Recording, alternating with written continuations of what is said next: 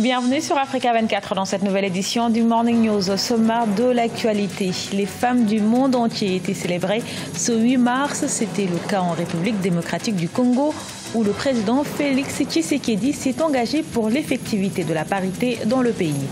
Au Kenya, le Parlement suspend la construction de 24 barrages dans le pays. Les parlementaires exigent notamment plus de clarté dans le financement de ces projets qu'ils jugent onéreux. Et la réduction de la fracture numérique était au cœur des débats de la 4e réunion des ministres des télécoms de la communauté économique des États de l'Afrique centrale à Brazzaville en République du Congo. La CEMAC veut harmoniser l'essor du numérique dans la région. Le président Félix Tshisekedi déterminé à réduire les inégalités des sexes en République démocratique du Congo à l'occasion de la célébration de la Journée internationale des droits de la femme. Ce 8 mars, le chef de l'État s'est engagé à rendre la parité homme-femme effective devant la gente féminine. Il a réitéré cet engagement pris pendant la campagne électorale. Reportage de notre correspondant Jacques Mboka. Lutter contre l'inégalité des genres afin de rendre la parité une réalité sous son règne, c'est l'engagement pris par le président congolais Félix Tshisekedi. C'est à l'occasion de la Journée internationale de la femme célébrée ce vendredi 8 mars que le chef de l'État s'est ainsi adressé à un groupe de femmes dites exceptionnelles par l'excellence dans leur domaine d'activité. Je m'y suis engagé lors de ma campagne présidentielle. Je contribuerai efficacement à la concrétisation et à la mise en œuvre, autant que possible, de la parité homme-femme dans les institutions de notre pays. Pilotes, ingénieurs, bâtonniers, elles étaient 24 qui ont échangé avec le chef de l'État en séjour dédié aux femmes. Le président de la République a encouragé les femmes à s'orienter dans le domaine de la science, la technologie et les inventions, comme le cas de Thérèse Kirongozi, inventrice des robots qui régularisent la circulation.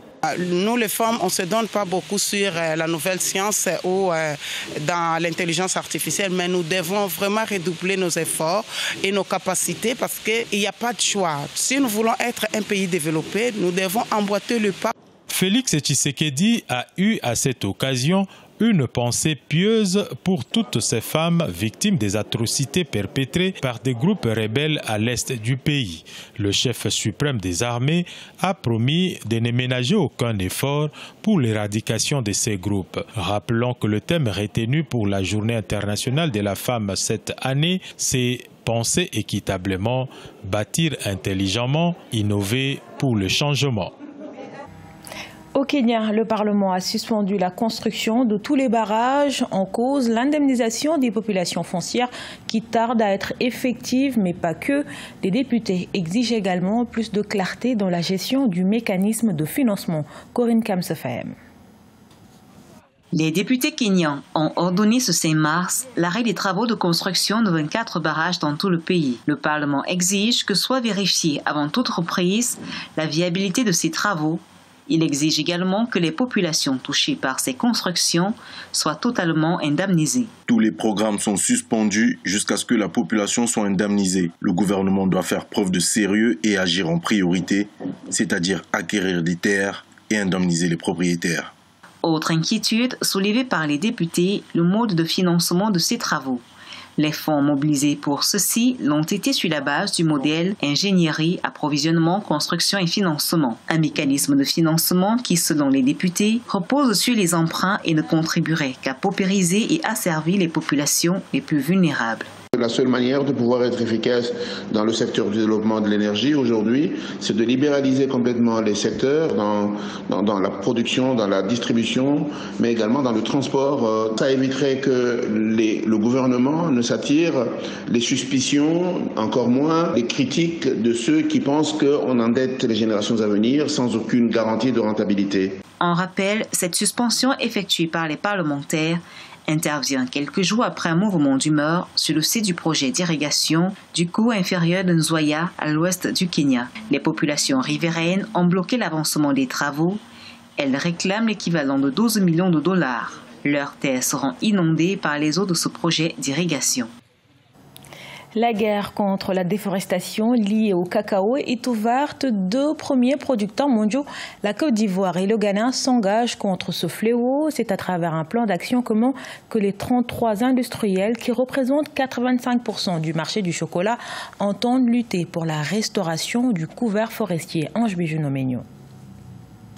La Côte d'Ivoire et le Ghana ensemble pour des plans d'action contre la déforestation liés au cacao. Cette démarche entre dans le cadre de l'initiative Cacao et Forêt lancée en novembre 2017.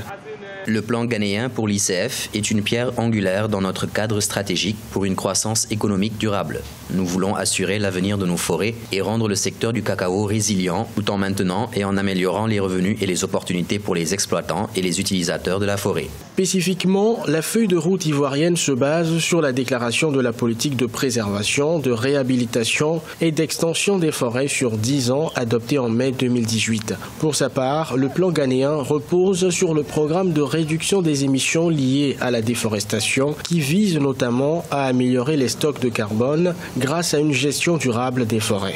La lutte contre la déforestation vient à point nommé parce que nous constatons qu'en Côte d'Ivoire, comme au Ghana, dans la sous-région, la forêt est en train de diminuer depuis la cession de nos pays aux indépendances.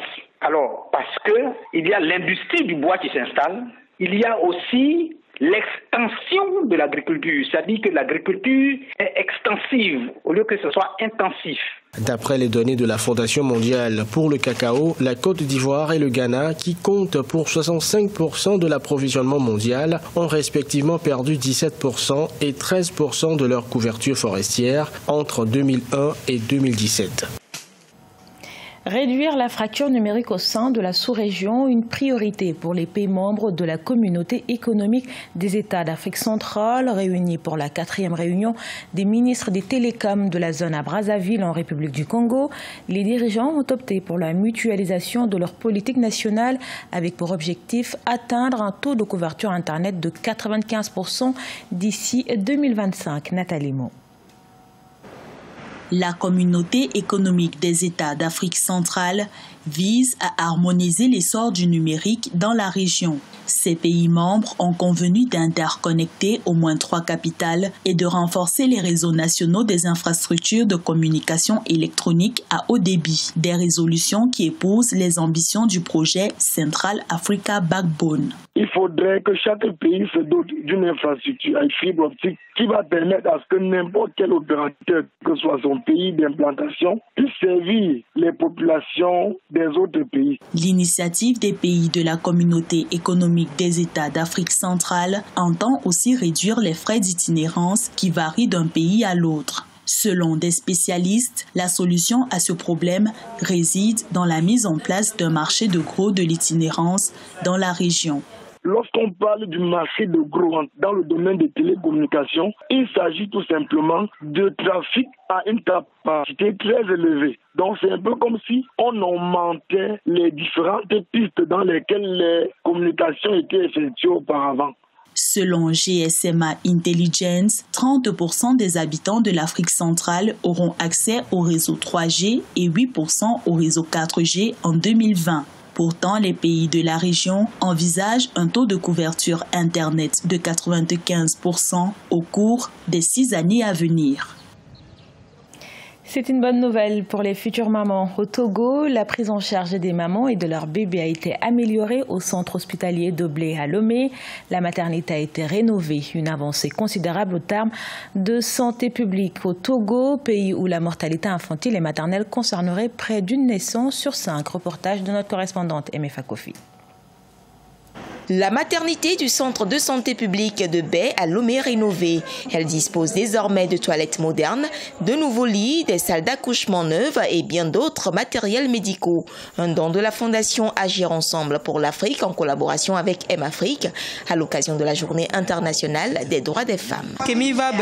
Nous avons trouvé l'hôpital de Baie propre, les toilettes, tout a été rénové. Si l'on pouvait équiper les autres hôpitaux comme cela, ce serait bien. Vu l'importance et la participation, la fréquence des femmes qui viennent accoucher la Fondation a décidé d'apporter des aides à ce centre. Désormais, les femmes parturientes auront à donner vie dans un cadre beaucoup plus sain à l'hôpital public de Baie. Ce geste des donateurs a été salué par le ministre de l'Action sociale, mais aussi par les premiers responsables de ce centre de santé. Vous avez vu la réhabilitation qui a été faite et la maternité en avait énormément besoin. Ceci avait fait entre-temps qu'il y avait une fuite des parturientes par rapport aux travaux de réhabilitation qui n'étaient pas faits. Tout cela concourt à la réalisation de certains objectifs que nous nous visons. Voilà, venir en aide aux personnes vulnérables et ensuite mettre en place des infrastructures durables pour concourir à l'autonomisation des femmes. À noter qu'au Togo, la Journée internationale des droits des femmes est célébrée sous le thème « Femmes et gouvernance locale ». Ce journal a été réalisé par l'ensemble de la rédaction. Merci pour votre fidélité. Retrouvez dans un instant une nouvelle édition de l'actualité sur Africa 24.